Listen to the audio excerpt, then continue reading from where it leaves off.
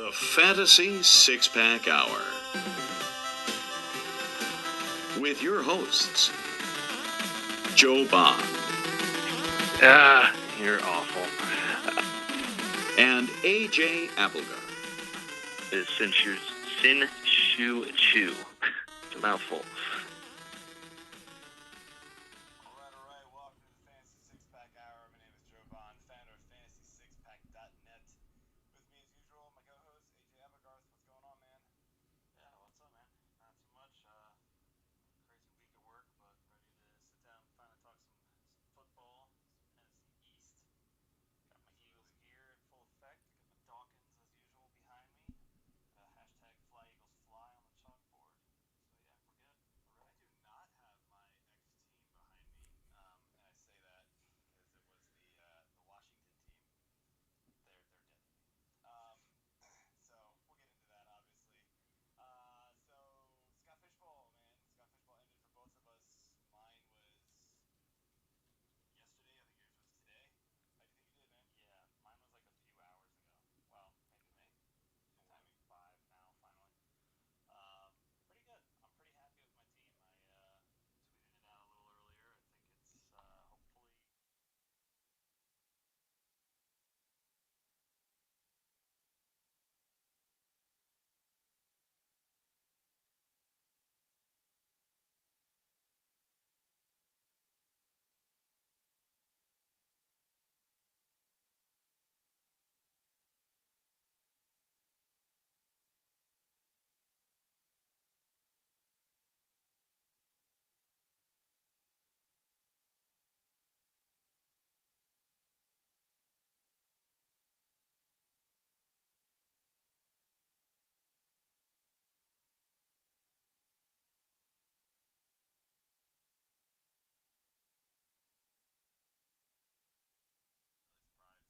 RB30 seems like a steal for him, in my opinion. And then, you got Hines and Moss could really surprise. I'm not really sure why he went RB52 in yours. I think that's really late. But he could really surprise. And then Duke Johnson, he's one David Johnson injury away from just being guy.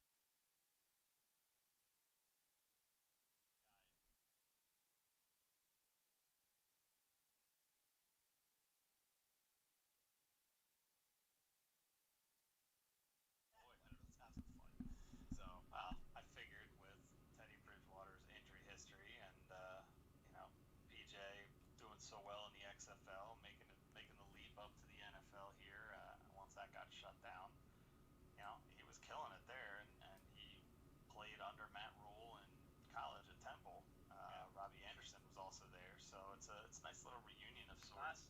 It's not awful, dude. I don't hate it. Take a stab there at the end. And sometimes you gotta just go and reach for some of these guys who who could be the potential starter and not have to worry about spending $70 a fab on them. Which is what I did. So I drafted Lamar number 3. The last pick, I picked up RG3 because if Lamar goes down, obviously my team's screwed. I'm not gonna win either way, but I don't want to have to go blow $80 on RG3 to go get him. So I just figured I'll just stash it for a little while. There's not going to be a ton of free agency out there. I've done this league enough to know that there's going to be one or two guys that you want to spend a lot of money on, and but there'll be more guys than RG3 on my team that I'll want to cut by week 1 or 2. So yeah, it'll be fine. So my team, I don't know if you are checking it out in Slack because I posted it in the Slack SDA channel. What do you think of it, man? I like it, man. I think it's a strong team. Not surprising coming from the.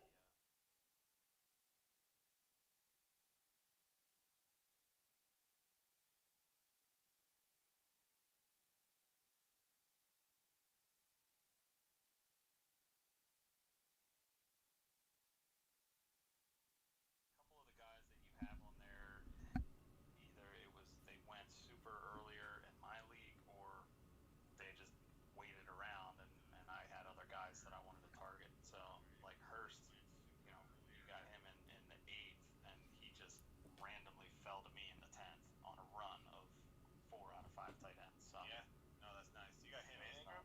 I must have missed that. I got him and That's a nice tight end combo, dude. I like that a lot. Yeah, and I tweeted out today on Twitter my final roster. For the first 11 picks, I kind of like the whole, hey, here's my guy, and post a little gif of it. That's kind of what I do. But the last half, I don't do that because nobody cares. Nobody really cares about the first 11, but I do it just because it's fun for me. But the last 11, I just kind of updated it and kind of gave my thoughts with like the last half, when it was just like with my starting lineup, in quotes, starting lineup in place with the first 11. I kind of went balance of some high risk guys and some safer guys. Safer guys in my opinion are Shepard and Murray. They're safer. Like what you're going to get out of them, and they could be more. Some of the riskier guys who could just bottom out completely or be awesome were like Nikhil Harry, Justin Jackson, to some degree Chris Thompson even, right? Like his injury history is just absurd. But Jalen Hurd and Dari Ogunbowale, I hope I pronounced that right. And like Dan Arnold, like second to last pick. Like I only took the 2 tight ends, and then he was my third one. It's just like a total shot in the dark there, but it's whatever. I like the team. It seems pretty balanced, and I don't know if that's really gonna win it, but at least it'll keep me competitive, and I won't feel stupid. So, but here's the hoping, right? Exactly. All right, so a little other news. So obviously, I kind of led with the Washington issue. So the Washington Post article dropped. Obviously, everybody knows about the name change coming. They've already dropped the Redskins from it, but there's a whole lot of other things that came out. So that's going to be interesting to see kind of what comes there. We'll talk a little bit about that. We'll wait for Rudy Gamble, who's our guest this week, and let's just go ahead and bring him on now. Rudy, what's going on, man? You there? I'm here, doing well. I mean, as a Giant fan, I feel like 2/3 of the NFC East is stuck there. Well, the crazy is like a week or two ago, I was like, man, the Eagles really that's ridiculous with Deshaun Jackson. Yeah. And the Cowboys are like, watch this, we won't be able to come to terms with our franchise quarterback. And the Redskins are like, hold them up here. Yeah, no kidding, exactly. Or sorry, the team formerly known. Yeah, I have them on the site now as the Washington Thorough Reviews. That's funny. Yeah, I need to figure out what I want to do. Obviously, I got to remove the Redskins from all at least the 2020 stuff that we've done. I'm not going to worry about going any farther back than that at this point. It's just not going to happen. Yeah. But I used to have a couple Redskins things behind me, and I was going to keep the helmet. It was the old one with the spear behind me. If it was just the name change, I was going to keep it behind me because I don't know, just felt like it was okay to do that. But with this whole news about the sexual assaults and everything else, and it was just like, nah, I'm done. Like I kind of wrote them off last year, and AJ, knows this. Like I was like, I'm not rooting for this team. I don't care. Snyder and Bruce Allen they're awful people. If they can get rid of at least half of them, like I know Snyder's going nowhere. So it's like if Bruce Allen can go, I'll give him another shot. They brought in Rivera, they fired Allen. I was like, okay, fine, I'll give you a second chance. They now have to get rid of Snyder. Really? Snyder has to go for me to be able to root for them again. I'm done with this team. I'm not rooting for anybody else. I'm just gonna watch football and enjoy it and be a fantasy football fan. But they're dead to me. I'm not gonna wear their gear. I'm not gonna have their stuff behind me. It's got to be a clean slate, dude. I'm done. I don't know. Are you gonna at least disrespect women in your office place? You giving that up too? His wife and his daughter. Yeah, my office place is my house. They disrespect me. Hit kids with the switch? I don't know. Oh man, Adrian Peterson.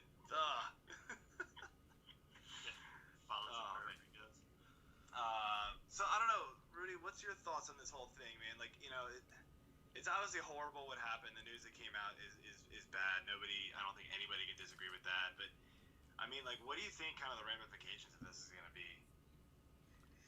There's not a lot of cases where an owner's been forced out of like a major sport. I mean, like, so Donald Sterling's the top example that comes up, and he was about as Daniel Snyder-esque as you can get. I think the one thing he said about Daniel Snyder, I don't think he's done anything completely racist.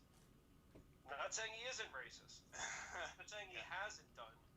Where that was the main thing with Donald Sterling, but he was a garbage human being.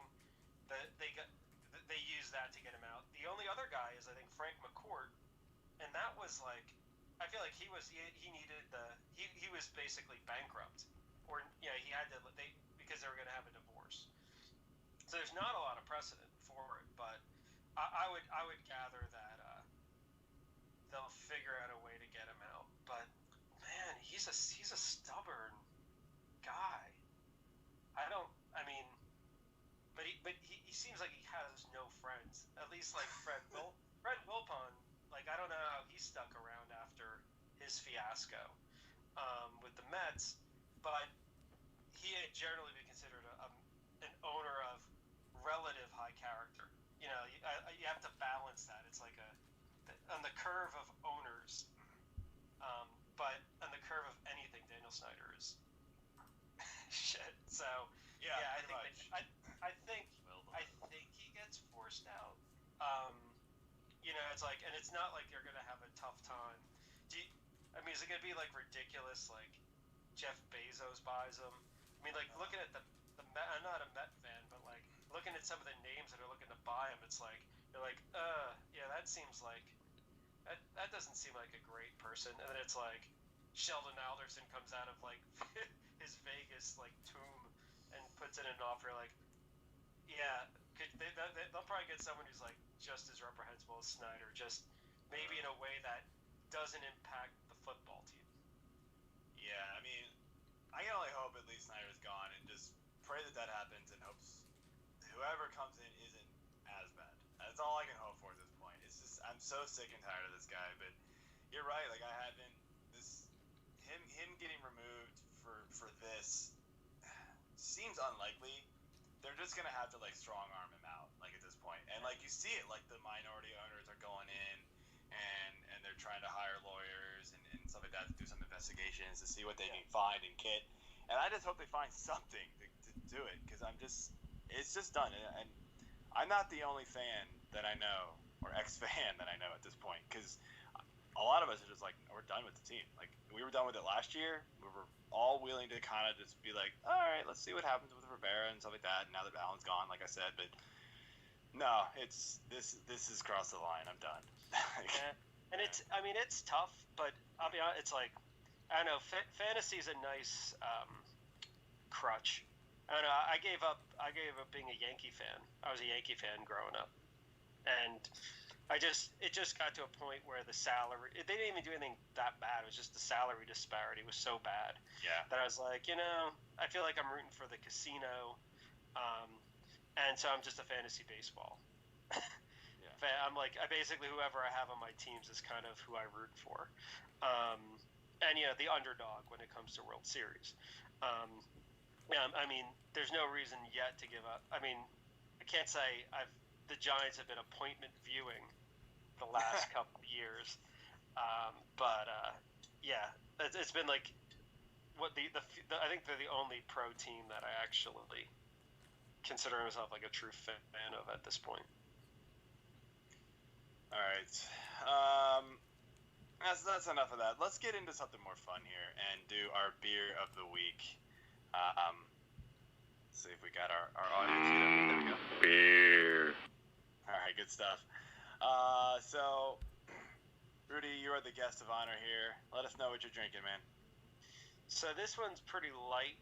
I just found out a few minutes ago we're going to do this segment. That's all good. So this is Lagunitas Daytime. I don't know. There's like a whole genre now of light IPAs that are like 100 calories each. This has been, I think, the one I've liked the best out of them. There's some decent, I think. I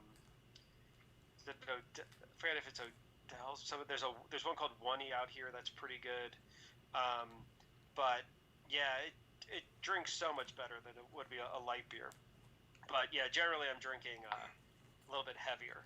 But this is in the fridge. It's like 100. It's like 107 out here today. So it's like, yeah, it's not. You become a little like you look at the beer selection. You're like, yeah, I might go a little lighter. So yeah, Lagunitas Daytime they're out of California, I think, somewhere. Yeah, I've had some Lagunitas before. I think good stuff. So, AJ, what are you drinking? I am drinking the O'Connor Hip Hop Anonymous IPA. I believe it's their Volume 3. Yes. 8.5 for center. Connor Brewing Company. It's pretty good. I mean, it's not like overly heavy for what the percentage is, but I don't know. After the day I've had, I feel like anything could just do whatever to me, and I'd be okay with it. So. Okay, so I'm drinking an Aslan Brewing Company down in Northern Virginia. Significant Other is the beer. It is a 8.4% double dry hopped double IPA. It's good, man. I gave it a 4 1/4 on Untapped. It's definitely malty and pretty heavy, like Rudy said you normally drink, but yeah, it wasn't 100 degrees here today. It was like 85, so I feel good drinking this one. So. Yeah, no, those double IPAs are nice, but yeah, that like yeah, a few like 2 go a long way. Yeah. They do. They definitely do. So. But yeah. No, it's all good. So, all right. So we're doing our NFC East preview today. If it wasn't obvious, we're talking all NFC East right now. So how we do this show, Rudy, is we run through the different positions. I rattle off like kind of like the primary 80 players and their ADP, and then we get into some more specific questions. But first, there's a kind of a hot topic question I'm going to surprise you with. Don't give this to anybody before they come on. And ours is, are the Cowboys handling Dak Prescott correctly? I mean, like, it's funny. Like Richard Seville from Fantasy Six Pack on Slack the other day compared it to the Kirk Cousins situation, and I kind of was like, man, he's actually kind of right. I felt like. But what are your thoughts on it? Oh no, I mean, I think like the last argument was like 4 or 5 years on the contract, so they could have, but like a 4-year contract would have seemed great to me if I was the Cowboys. It stinks that you're devoting that much of your salary cap to a quarterback that, he's not in Mahomes category, but I think if you had to draft quarterbacks now, he's in the top 6 probably. So 40 mil for that with this, or 35, I would have just done it. The team's kind of still built for now. You still have that offensive line for maybe 2 more years. But so it seemed like the argument was 4. Prescott wanted 4 years, Cowboys wanted 5. I've been like, fine, I'll give you 4 years, and it's almost like you just would have been tendering the guy for 4 years. So yeah, I think the Cowboys goofed on this. I mean, it's not maybe as egregious as signing Zeke on that contract, but I don't know where they're going here, because it's good. It's one thing if the team was on the way south. If Tyron Smith was retiring as well with Travis Frederick, and they were going to go live off on some island. But yeah, so I don't know what the Cowboys are doing. Yeah, I don't feel like I ever know what Jerry Jones is doing other than just being annoying. But yeah, I think this is a major miss for them. I don't know where else they're going to go, or what quarterback they think they're going to be able to get if they're wanting to be competitive and win a Super Bowl, yet draft a number 1 guy overall. I mean, it doesn't work that way. So I just think that they screwed the pooch from the beginning on this, and I'd love to see Dak walk and just totally screw Jerry Jones over. I'd be fine with it. I'm not a Cowboys fan, so there's one thing for sure. I won't be a Redskins fan or Washington fan, whatever you want to say. But I will definitely not be an NFC East anything teams fan. Sorry, guys. No. We all agree the Cowboys suck.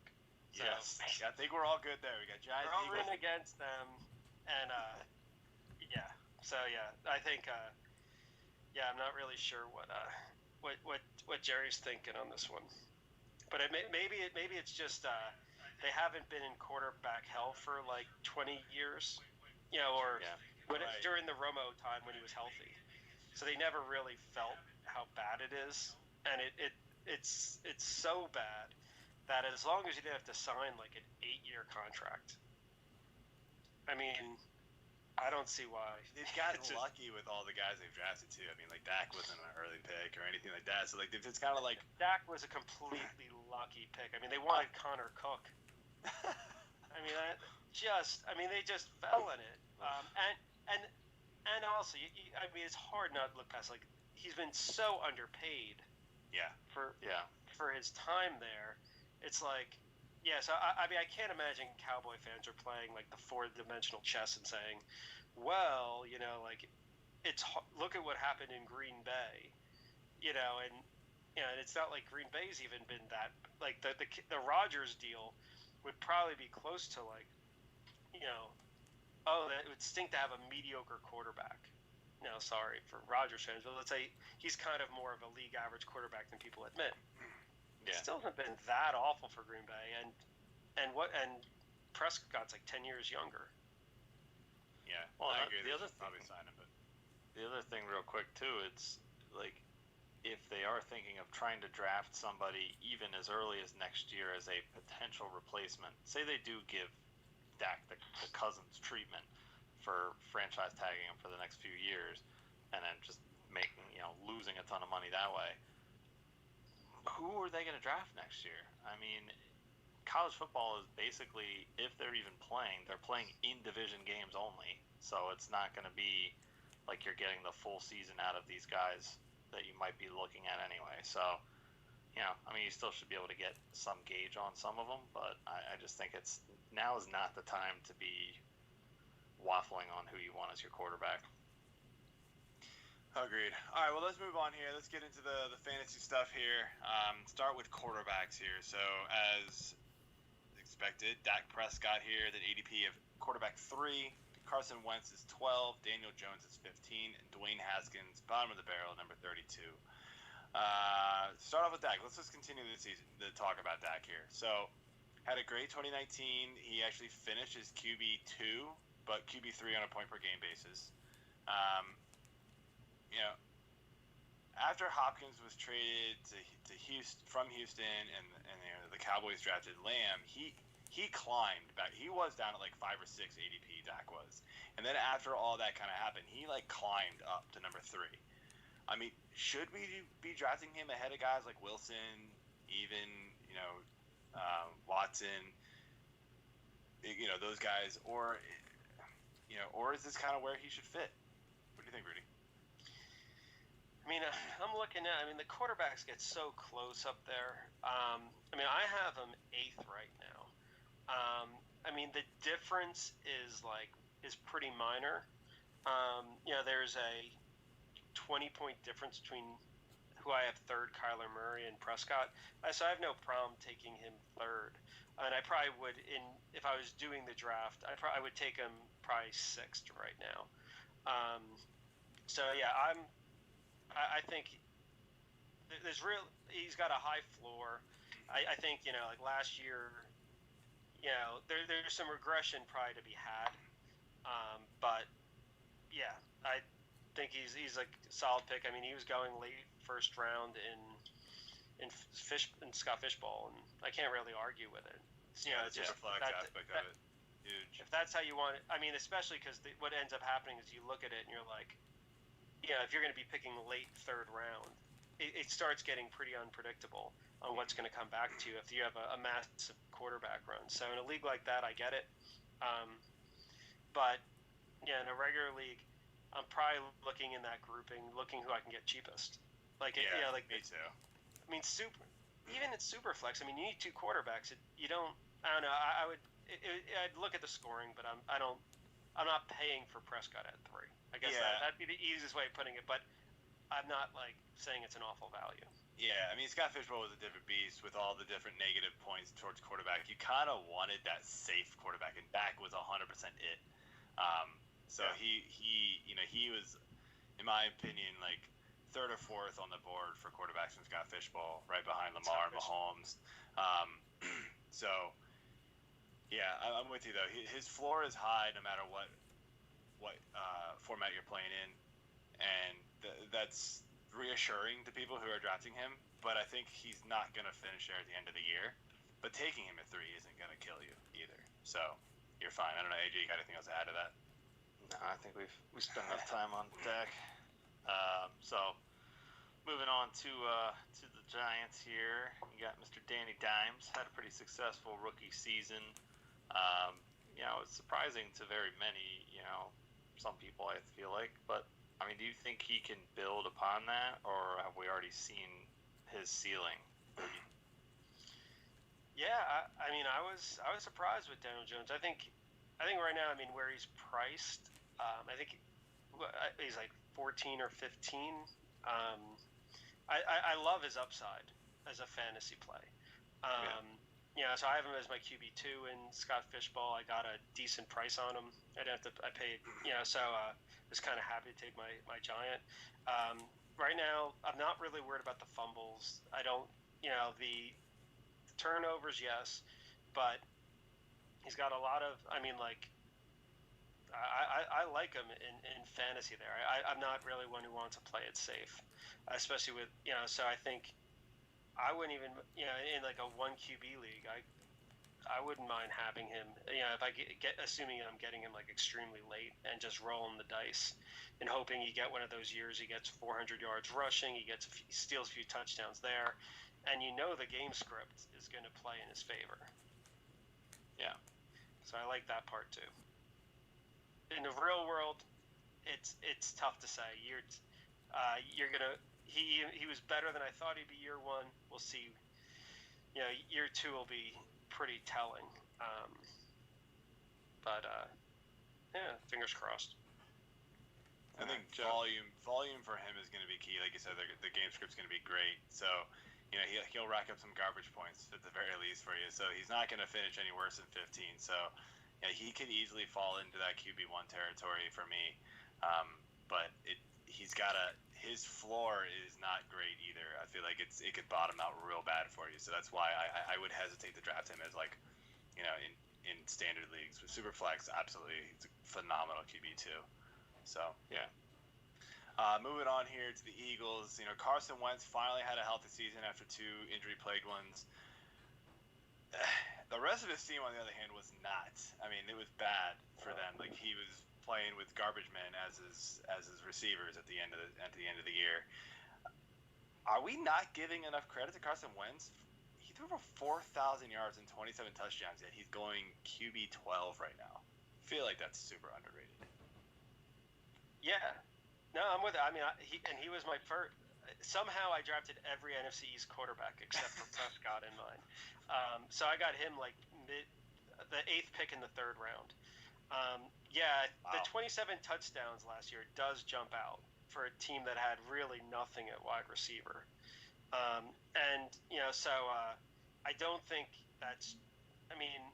We'll see how it goes this year, and we'll talk about their wide receivers in a bit.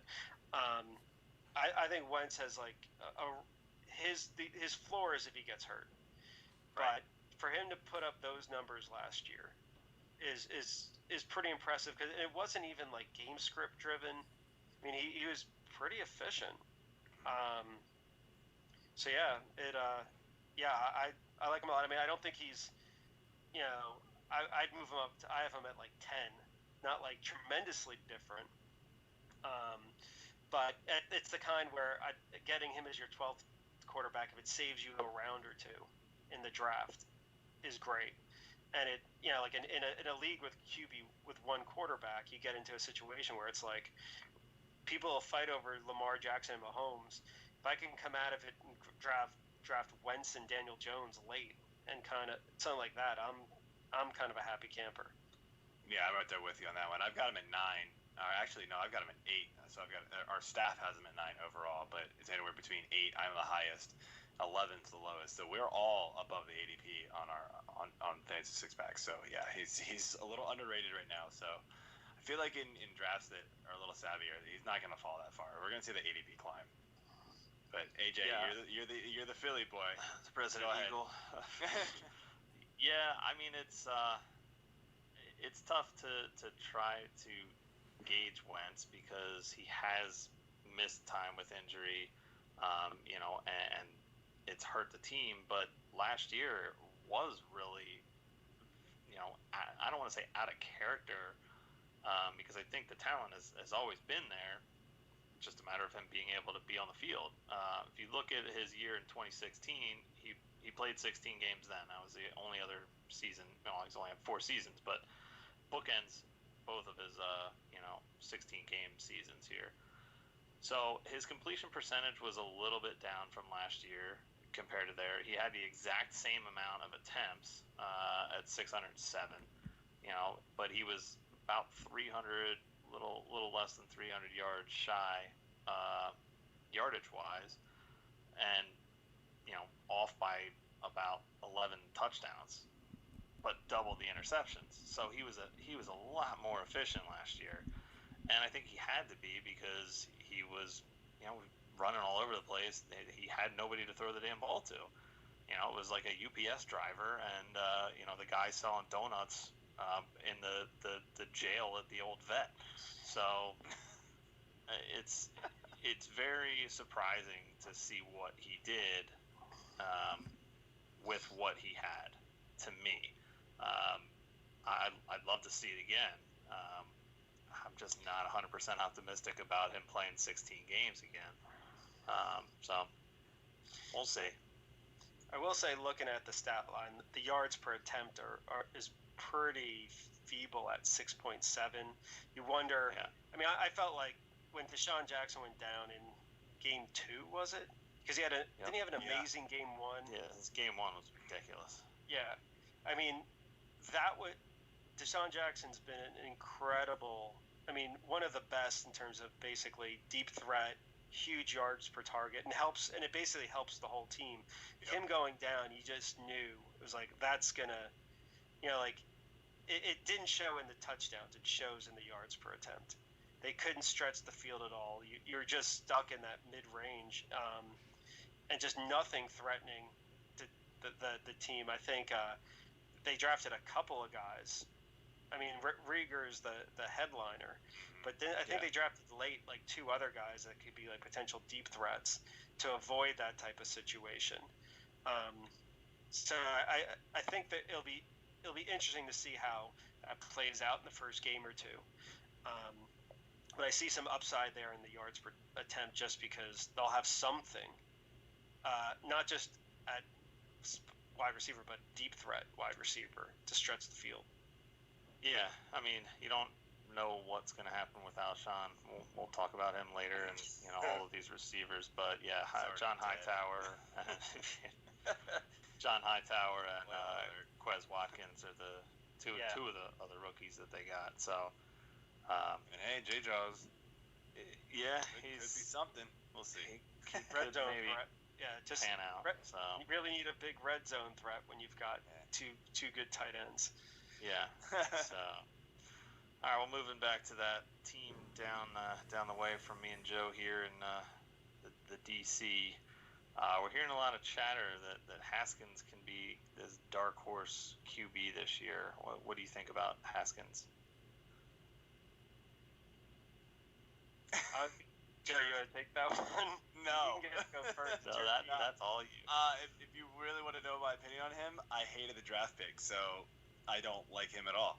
But I don't know. I'm hearing a lot of things like, this is going to be, a good QB streamer this year. Like, I just hear all this, good talk about it. He's going to take the next big step. It's like, what? How? Why? I don't know. If anybody else thinks that comes on the show, I'd love to hear it. Yeah, I mean, there wasn't a lot to love last year. I think I'm willing to give, a pass only because Goff and Wentz had some pretty mediocre stats their first year. That the second year is really the big leap, and except for Darnold, where as long as mono exclusions here, I mean, I think you will see something better out of Haskins. I mean, the O line's deteriorated. I mean, so I think was it the guard is now out.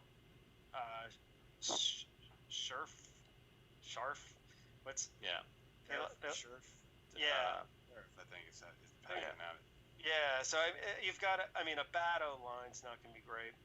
I mean, where he is at 30, I took him as a QB3 in the Scott Fish Bowl in the 10th round, probably because I'm still scarred from having Darnold last year and having to deal with the quarterback fiascos. Yeah. Light streamer. I mean, he's just not relevant for the vast majority of leagues this year. But if you're playing DFS, there's definitely going to I play DFS every week. I'm sure I would start Haskins at least once in some type of Redskins stack where they're sure. Yeah. 10-point underdog. So something could happen. I mean, it just wasn't a very good team around him. Yeah, aside from McLaurin and a little bit of Sims. So it's not going to get much better, unfortunately. The team's pretty garbage. So, and with everything going on, I don't really see how anybody's motivated to play for that team. So we'll see what happens. So AJ had to go take care of something real quick, unfortunately. So it's all me right now. So he should be back soon. But let's jump over to running backs here. So ADP here, we got two top dogs: Saquon Barkley 2, Ezekiel Elliott 3. Miles Sanders at 12, Darius Geis at 27, Tony Pollard at 47, Adrian Peterson 51, Boston Scott 55. I could have gone a little deeper, but after that, it's just kind of like whatever. Dion Lewis is really a dark horse this year. All right. Sarcasm. All right. Let's start with these top two here. I'm going to lump them together. Barkley and Zeke, right? So who are you? All right. Well, so first off, who are you choosing to be number 2 and why? I'm taking Barkley. I mean, last year had its Homer. issues. Just kidding. Yeah. I mean, the thing was, the thing with Barkley is, I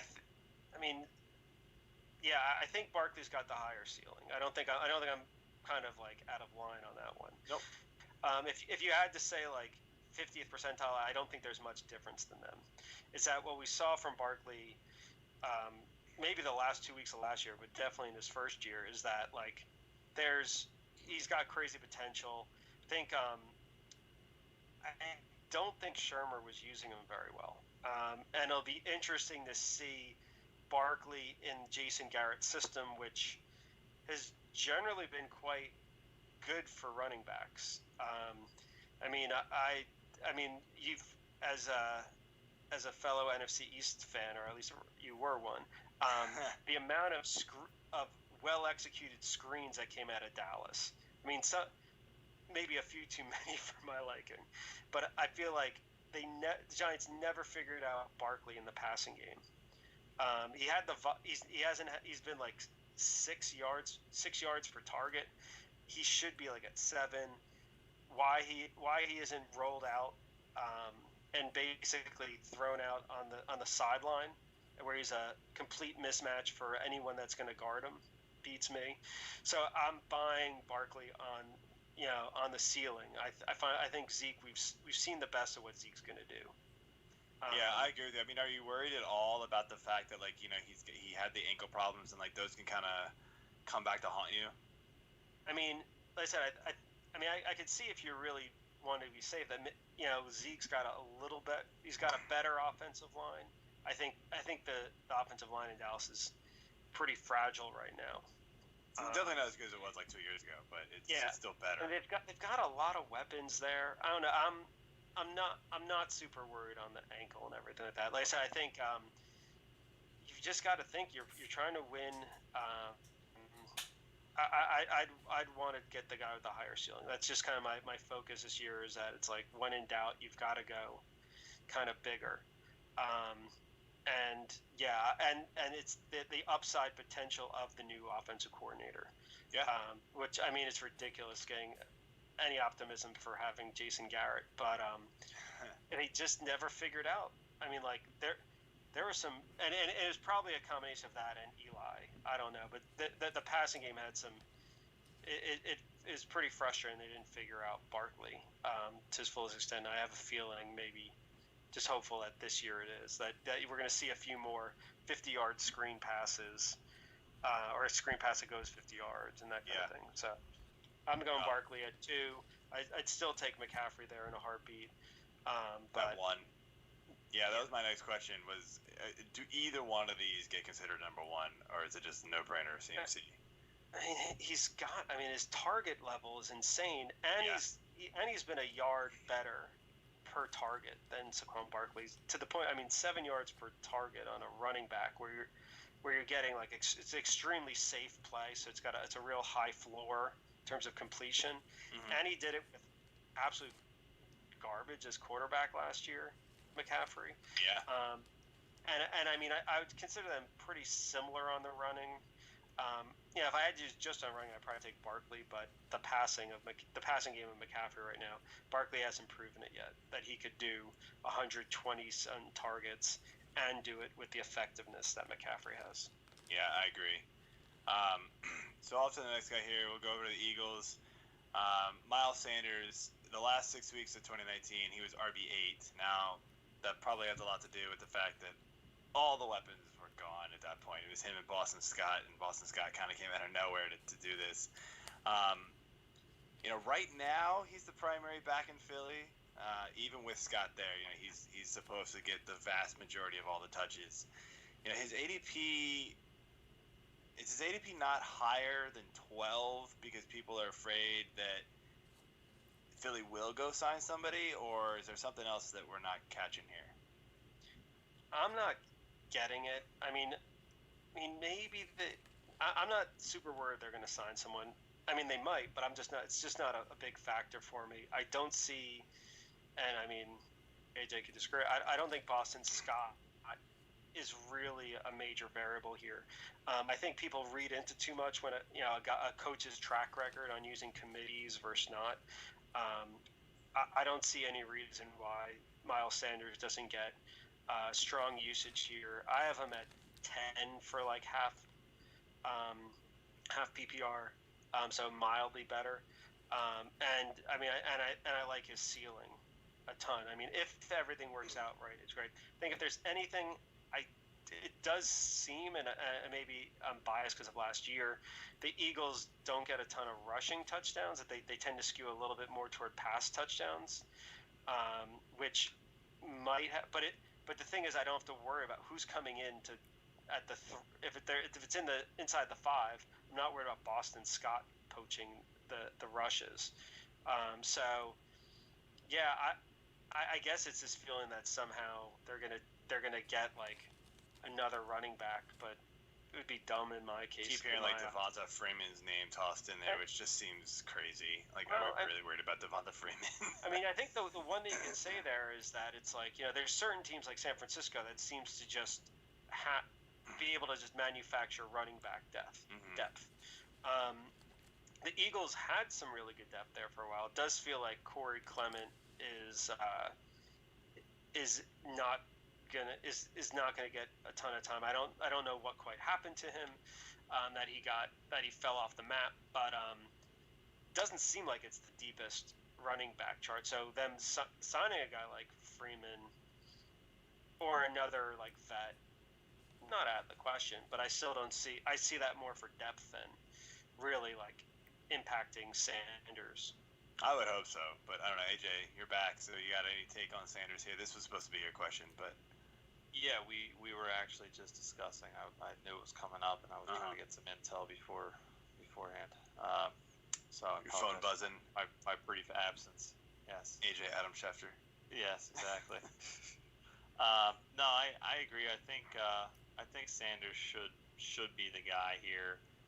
Boston Scott came on really strong at the end there, and again, I think a lot of that came more with him getting, short little swing passes and everything like that from Wentz, and then him just being out in open space and being able to do something with it. It's like almost like an adrenaline rush every game. Like, oh, I got the ball. All right, I'm gonna do something. All right, boom. And then he's gone for 35 yards. I mean, I love the guy. I thought he's like a new age Darren Sproles, really. And Clement, Clement's kind of their bigger guy. I feel like he did fall out of favor with them for some reason. I don't really know if it was just lack of production or if because of Boston Scott's emergence, they just decided, well, we don't really need Clement as much. So we're going to just kind of let it ride and see what we have with these other guys. With Jordan Howard out of the picture completely now and Sanders not having to look over his shoulder for him, I don't think he's worried about Boston Scott or Corey Clement or Elijah Holyfield to, a much lesser extent. So, yeah, I wouldn't be surprised if they did sign somebody, but I don't know if they need to. I think that they've got enough there to at least see what they can do. Yeah, I agree. AJ, you want to take these last two since you Sure. missed it? So we got Mr. Darius Geis that he proved last year when he was healthy. He can actually be a pretty special player.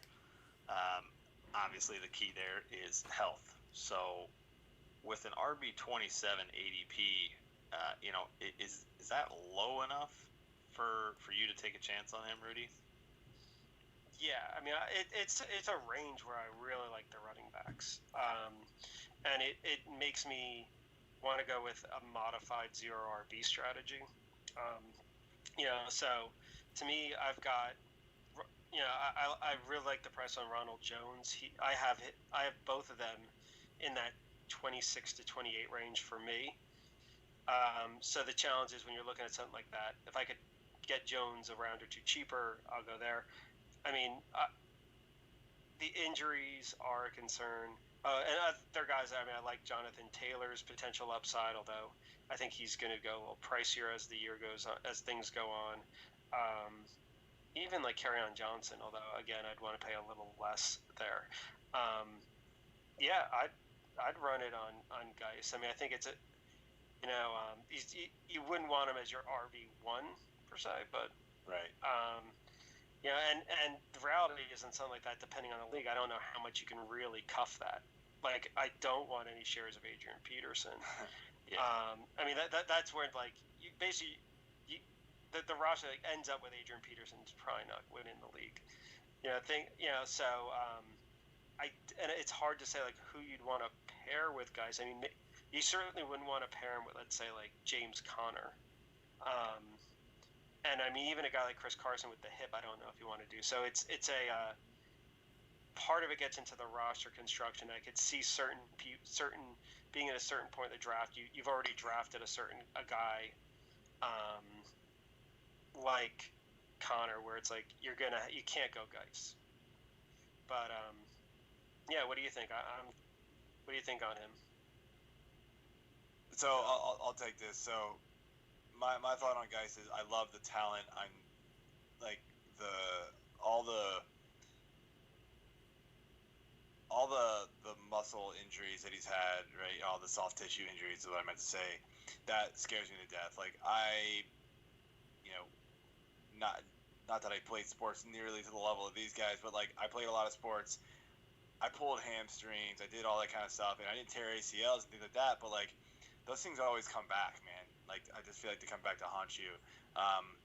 So hopefully things like MCLs and things like that, he can just get the surgery and be done with it. But like he just feels like he's always nicked up too. Like I don't know. He does scare me, but at an RB3 price, like if I can get him as my third running back, I'd be down for it. Like if I can get two good, safer running backs that I feel really good on, I'm fine taking a chance on Geis because honestly, if he does play the whole season at an RB27 ADP, he's probably winning you the league. Like, yeah, he's so good and so talented. He's just a beast. That like he fell in the NFL draft and he shouldn't have for character issues or whatever it was. But like honestly, the guy's been nothing but awesome for this organization. Everything he says and does, like he just feels like he's a cool guy. He just wants to play.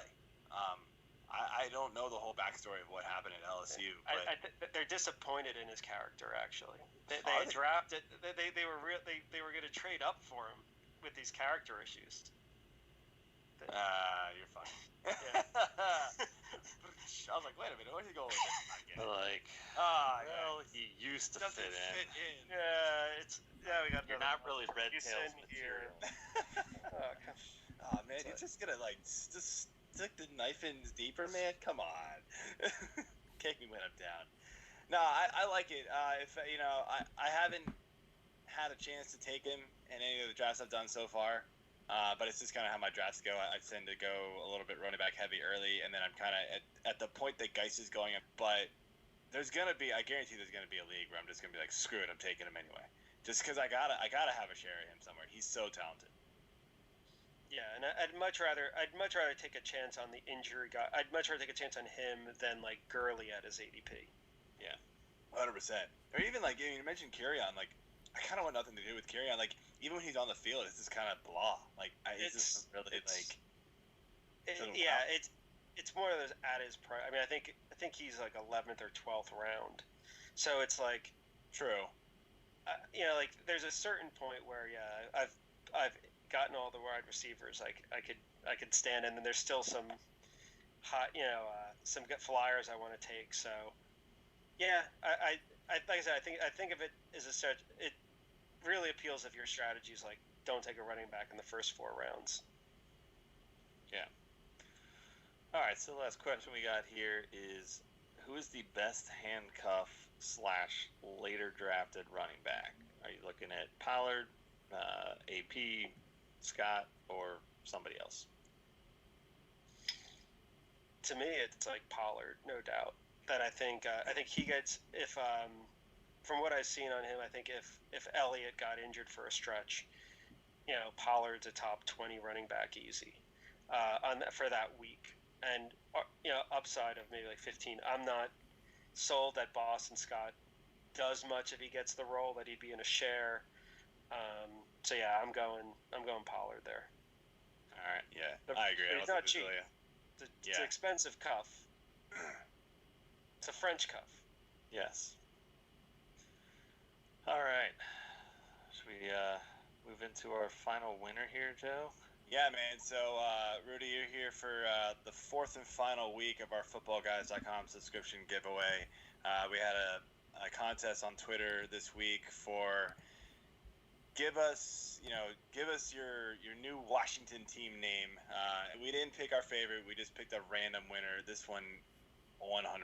No, sorry to the winner. Would not have been my winner if I had picked my favorite. But they picked Pigskins. No thanks. Oh yeah. But I get it.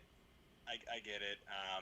So yeah, it's Ken Hamilton at Yamato Forever. So Ken, I will be DMing you through Twitter later tonight or maybe tomorrow. I got to get your email and pass it on to them, and then they will set you up with an account. So congrats. We've given away 4. That's it for the giveaways. So hopefully we'll get something shortly here to give away on the show to continue this. I had fun doing it. So, all right, let's move on to receiver here. ADP here. We got Amari Cooper leading the way at wide receiver 9. McLaurin, it's a big drop here. McLaurin 27, Gallup 30, Slayton at 38, Lamb at 43, Shepard at 45, Alshon, who's already done. Basically, dude, he's going to start the year on the pup probably. 48. I made these notes a couple days ago, so that was before the news dropped. But that will these Eagles will change 100% now. But Rhaegar at 55, D-Jax at 59. So I want to start with Amari, and I'm not going to say anything because I think everybody who's listening should know how I feel about Cooper. ADP at 9 feels a little high for me. What's your feeling on him at that draft cost? I mean, it's too expensive for me. I have him at like 15 right now. His floor is awful in a given week. Yes. It's obviously no secret that he has some really crazy high games and then low. It's for the year on a per game basis, his target rate wasn't much different than Michael Gallup's. I think Cooper is quite good. I mean, like I said, he's wide receiver 15. He just always seems a little higher drafted than I'd like. I don't envision having him on any of my teams this year. Dude, you and me both, man. That's exactly, his consistency just kills me. I don't know, AJ, there's probably not much out here. I feel like we have talked about Cooper to death on the show, and it's kind of the same. Nothing's really changed. But my second part to this is, am I weird for much rather having Gallup at 30? I mean, I feel like Gallup's price is kind of snuck up to the point where it's like, yeah, he's a fine price. He's fine at 30. I mean, like, there's, yeah. So I would rather have Gallup at 30 than I'd rather have him at an ADP than Cooper for sure. Yeah, not to give it away too much, but my upcoming was originally due today and will be probably finished today, posting tomorrow. Wide receiver depth chart for Fantasy Six Pack. So you tell me you're late. Did you not already realize this? I mean, come on. I will be having Gallup in the higher tier of the depth chart over Cooper, and once the listeners get out there and see the depth chart tomorrow, you'll kind of see how I did that and why, I guess. But overall, I think he deserves to be. I think Cooper has great games, but even 2 years ago, I guess, when he just torched the Eagles, some of it was just really late, lucky crap that got him in position and got him in the end zone, and it just blew up the stat sheet. And it's like, oh man, this guy's great. No, he had some really good luck in this game, and then as well as some others. But all right, so going back to Sausage Egg McLaurin here, what he did in his rookie season was pretty fantastic, despite having subpar QB play. If we think Haskins can improve at all, which is not too difficult compared to where he is, what do you think we can expect from McLaurin for 2020? I mean, it broke my heart. I didn't get him in the Scott Fish Bowl. I was just in a bad position where I'd either take him in the early 6th round, which would have been way ahead of, or a 50-50 shot he made it back to me, and he didn't. I have him as WR7 right now. It's extremely high. Yes. Yeah, no, I'm way ahead on him. So I mean, I think he's a fantastic buy. And it's right now it's a game of me just getting a better feel for ADP in leagues. And there's some really good wide receivers, but like 5th, 6th round, I'd say he's going to be a consistent target for me.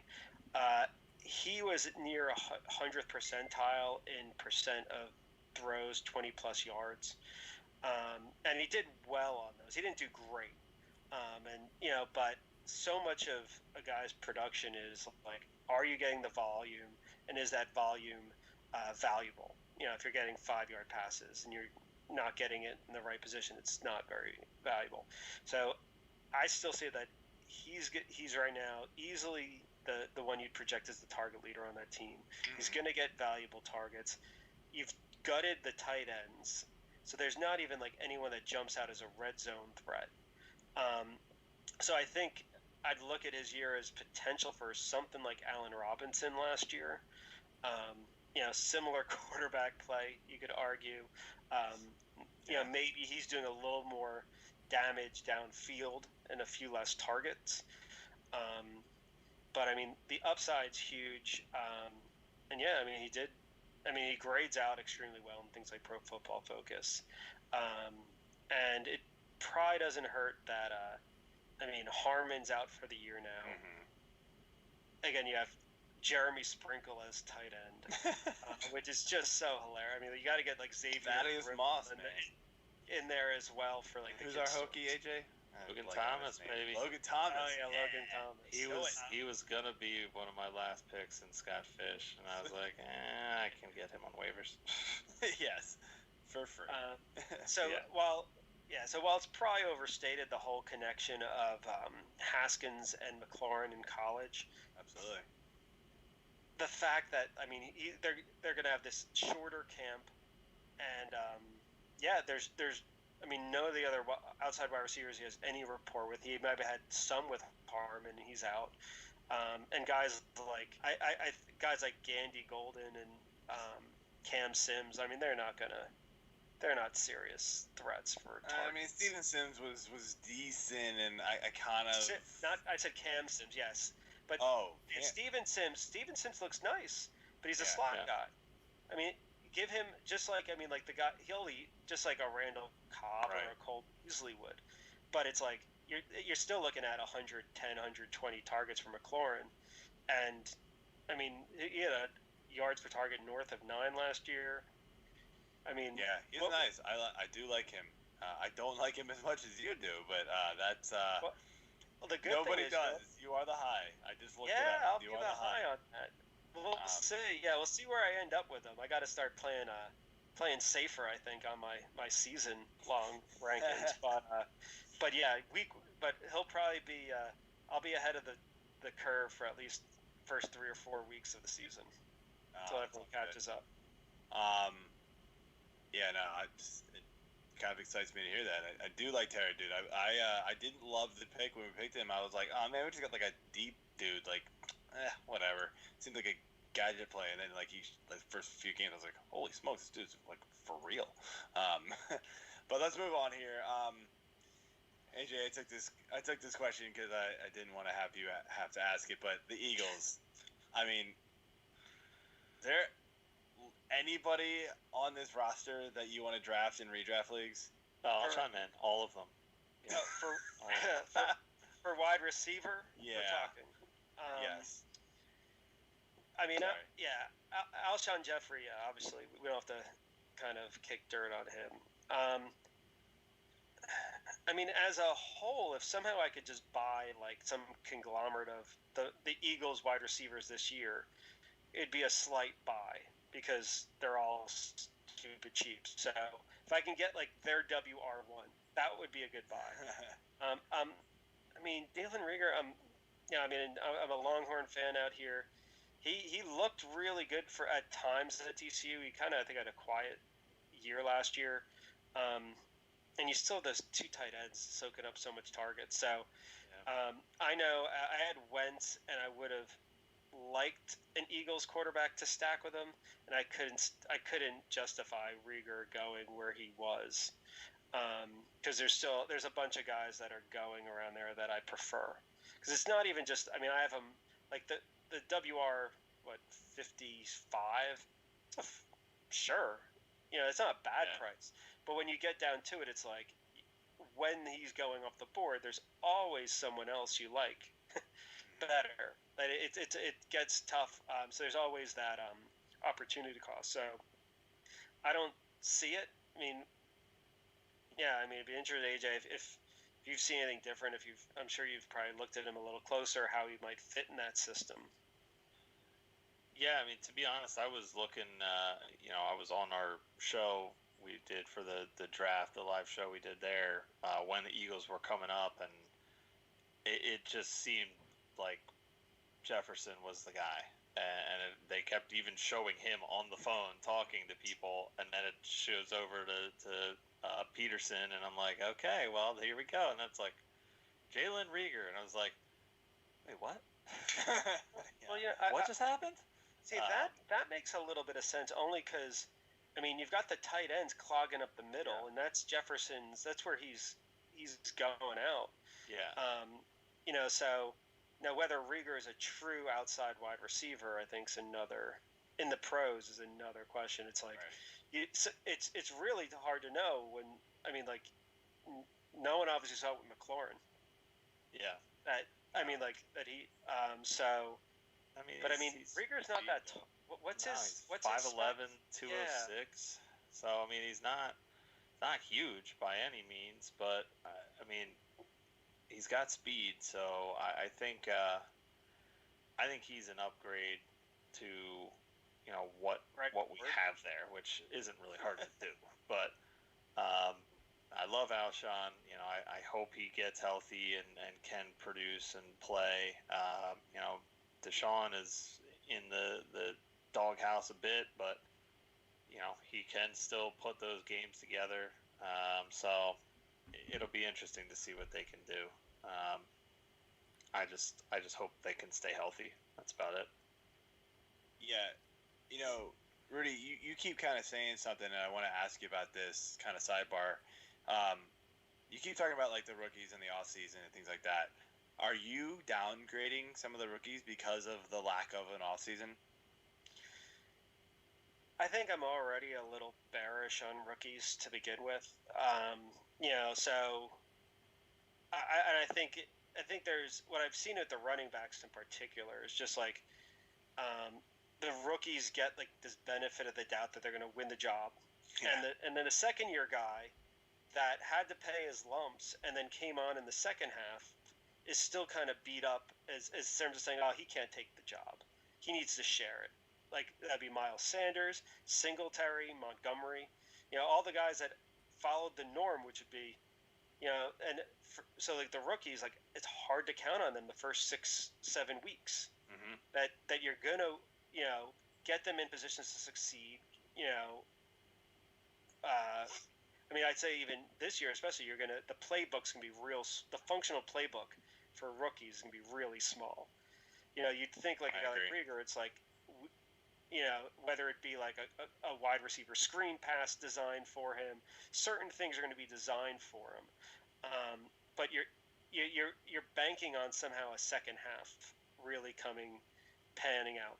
I mean, even we had Pat Fitzmaurice, who's like a big Wisconsin fan, was standing on we had like this video thing and he was in on Jonathan Taylor, and it changed my mind a bit. I moved him up a bit.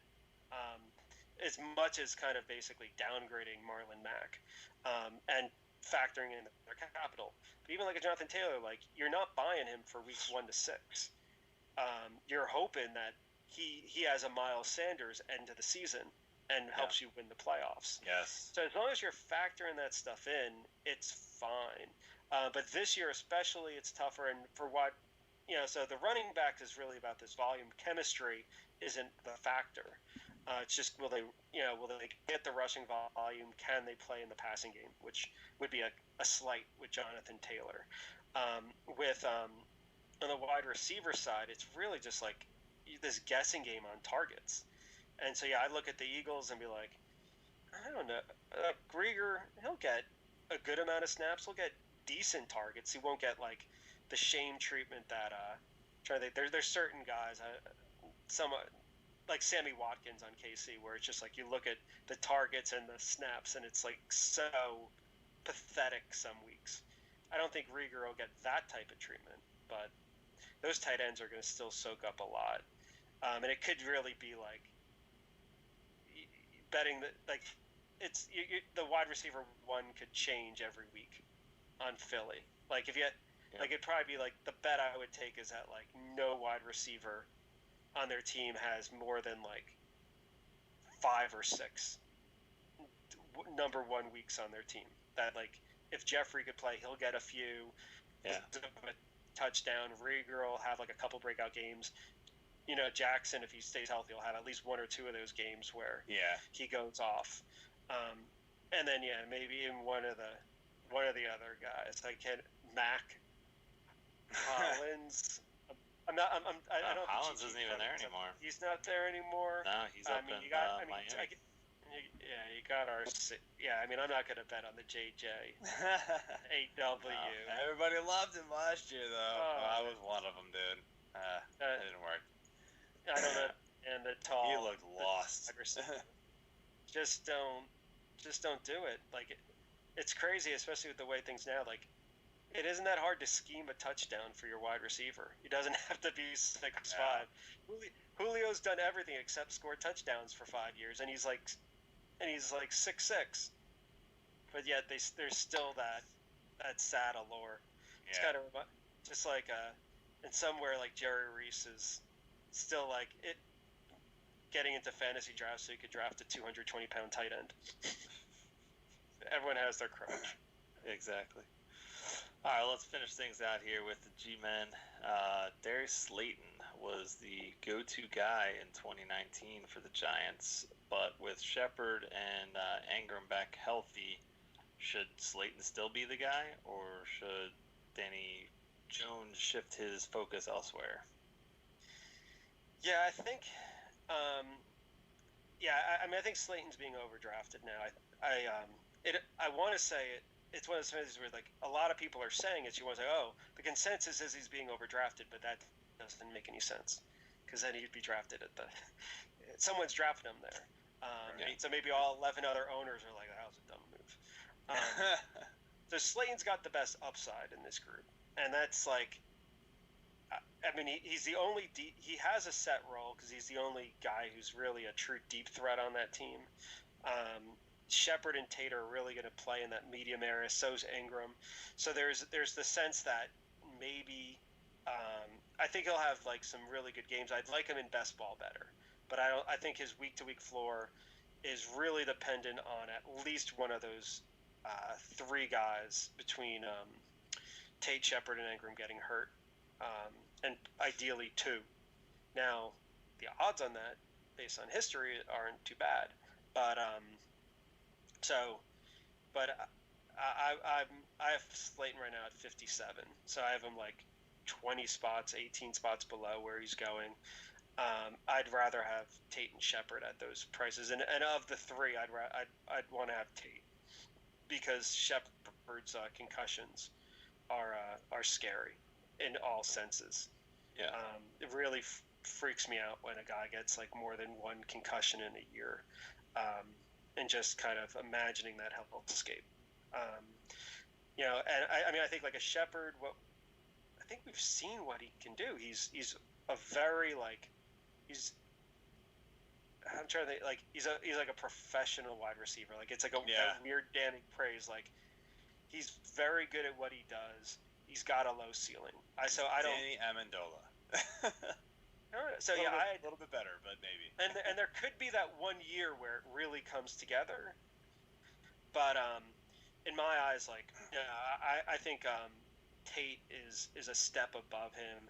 You don't have to worry about the health. And Tate, I mean, he had that one weird year when he didn't fit in at all in Philadelphia. I don't know what quite happened there. I don't think Wentz could see him from like his mountain. His like head 20 feet off the ground, but the scheme. But I mean, Tate was really good last year on a point per basis.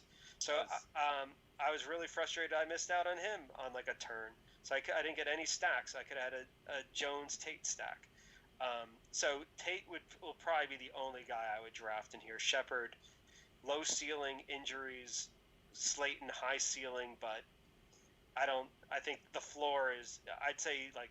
Week 1, Slayton's unstartable. So, what do you really want to draft a guy in the 10th round that's kind of unstartable week 1?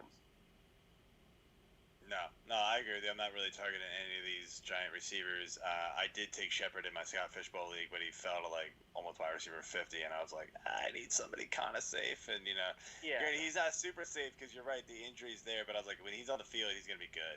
So, like, in that kind of format, I'm going to have enough depth that I can feel like I can plug somebody in on the weeks he's hurt.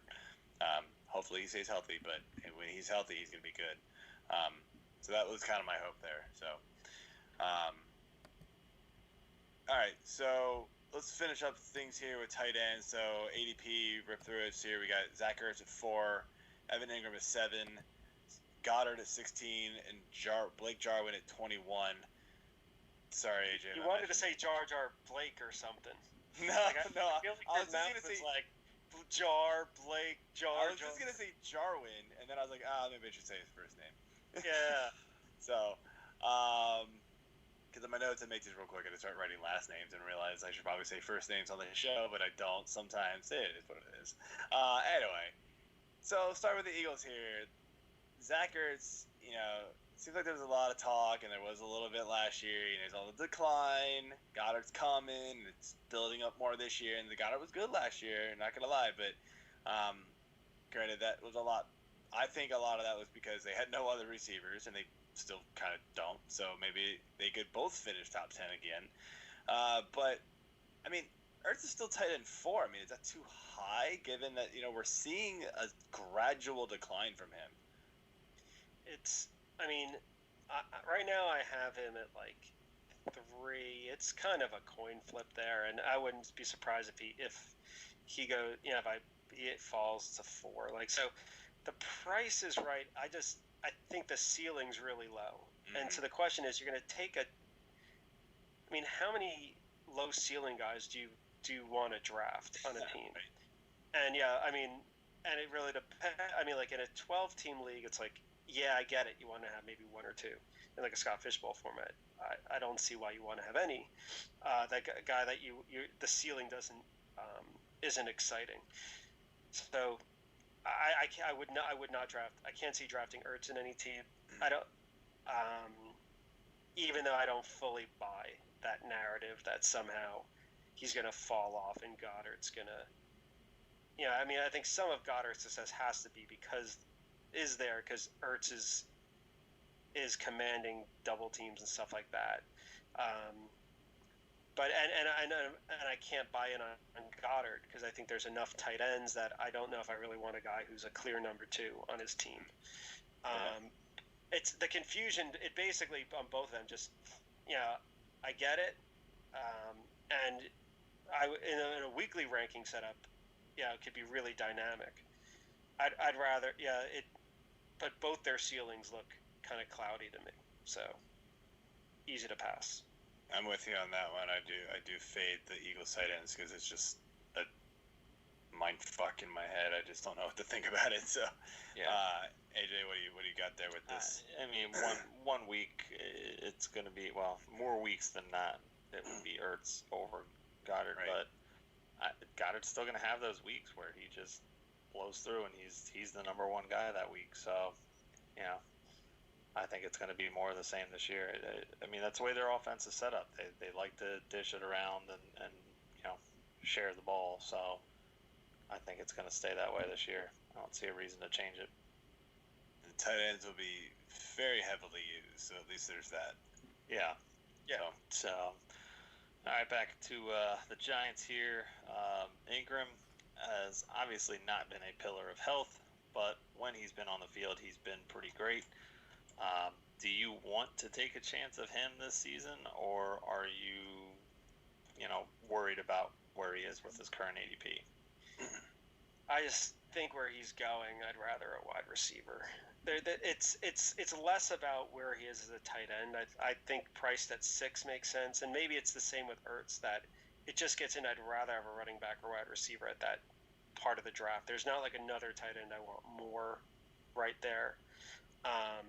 So either I've gotten, Kelsey or Kittle, or, I guess heads up, I'd rather have Darren Waller.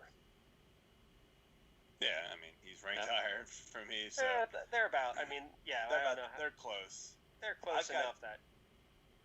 Yeah, I've actually got Ingram 7. He's just one of those guys where, again, you're right. Like, I'd rather have some of the other players that are there, receiver or running back, depending on how your draft's gone. And then there's a bunch of tight ends behind him that I'm like, that intrigue me. And, we've gone through a bunch of them through our division previews. We're going to get into more of them. And there's one in a couple of shows that we're going to get to that I absolutely have fallen in love with this offseason. But it's just like those guys have less injury risk. Their ceilings are potentially higher, too. So I'm going for I usually go late with tight ends anyway. And then just if it misses, whatever, I'll figure something out later. I'll get somebody else that's just not going to kill me every week. So, I'm passing on it, Ingram most likely in every draft unless he slides a bunch. So, all right, last question we've got here is Dallas Cowboys. I'm hearing a lot of noise. The Blake Jarwin, Jar Jar, that's his new nickname, by the way. Thank you for that one. Is a big sleeper tight end. Especially with so many vacated targets in Dallas. Between Cobb leaving and Witten leaving. Do you believe that narrative? I'm skeptical on vacated targets in general, especially when you've got 2 established wide receivers on the field and CeeDee Lamb, a pretty enticing wide receiver 3, a ridiculous. I'm not happy they got him at all. Like him a lot. But I like Jarwin. It's an offense that has featured the tight end. He's obviously shown different skill set, or at least an expanded skill set than Jason Witten. So, more than just boxing out people with your butt. Yeah, I mean, I have Jarwin at like 15. So where he's going, where I can get him, I like him a lot. But if it was like, but there's a few tight ends in that range I like. Herndon I like as well. Hawkinson's kind of in that range. I could see taking, his upside's pretty sexy. Hawkinson's going way earlier than him, it feels like, but he's being discussed. Where I have him right. But okay. no, you're right. That would be a reason why I probably would end up with a Jarwin or a Herndon. Again, versus I think some of those other guys. So I don't know if I buy the narrative in full. I just see it as like he's a tight end in a good offense without a guy that jumps out as like a red zone threat. And I don't really see an established TE2 there. That they've generally had. You've had Witten there for so long, but they've had some pretty strong TE2s along the way. So, I'd roll that. I don't see I think you're not getting the same ceiling. It's hard to see the same ceiling with him versus a Herndon. Like a Herndon, you're getting the, an outside chance he ends up being leading the team in receiving. As a Giant fan, I would love it if Blake Jarwin got points in receiving. It'd be wonderful. That would be good. So, buying on. I think out of this division, Jarwin would be the only one I could see coming away with in drafts. And it could be like a 40-round draft, and I'd still be debating between Jeremy Sprinkle and the other options available. He got graded so bad. He wasn't bad in college, but it's there's nothing worse than when you look at a guy in Pro Football Focus, you're because it had happened toward the end of the draft. I'm I know he's the starter. Just give me something to like about him. And then he got graded at a 48 or something. I'm ugh. Nope. Okay. Pass. Nope. I won't do it. Don't blame me. AJ, anything else to add there? Yeah, I'm not necessarily buying into the Blake Jarwin rage yet. Maybe I'll be behind the 8 ball on that one, but I'm okay with that. I don't like owning Cowboys in fantasy. And there you have it. Super expert analysis from AJ. I just don't buy Dallas players. I like it. No, just kidding. Anyway, Rudy, that's all we got, man. Go ahead and tell everybody where they can find you on the internet and what you got in store for us over there at Rasball. I'm at on Twitter at Rudy Gamble. Over at Rasball, I'm in charge of the projections, so we have weekly projections under very affordable subscription price this year. We also have DFS there as well, and doing that and baseball simultaneously. So I'll be a quite busy man. Come September. You having fun with the 60-game projection for baseball? Yeah, they're done. Yeah, it is. It's but it's more having what would be this strong opinion for things. It's just hilarious. It's a tough thing. The deeper you get in that stuff, and you just let the variance and luck do its thing. It's gonna be usually maybe it's you 60 to 70% and luck 30%. It's just gonna be more luck this year.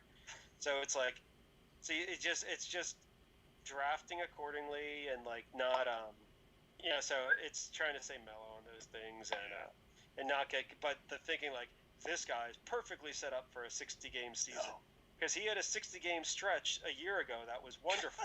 Yeah, it's I just can't. It's just making it. Yeah. So I have, but so you could, but I'm on Twitter a little too much, and but and you can always comment on articles and stuff on Rasball. That's good. Got a really good team to handle things. Yeah, no, they're good. Donkey responded about your glasses on here. I think I got Armani. I don't know what he's talking about. Looking good, man. Establish the run money? What are you talking about? All right, man.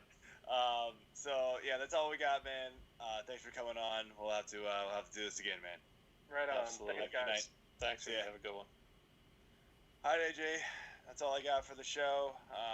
We ran a little long, but a lot of Washington D.C. talk kind of ran us over, so it's all good. Definitely worth talking about. Very important stuff. So I guess Jeff, cue the music, and we'll close it out.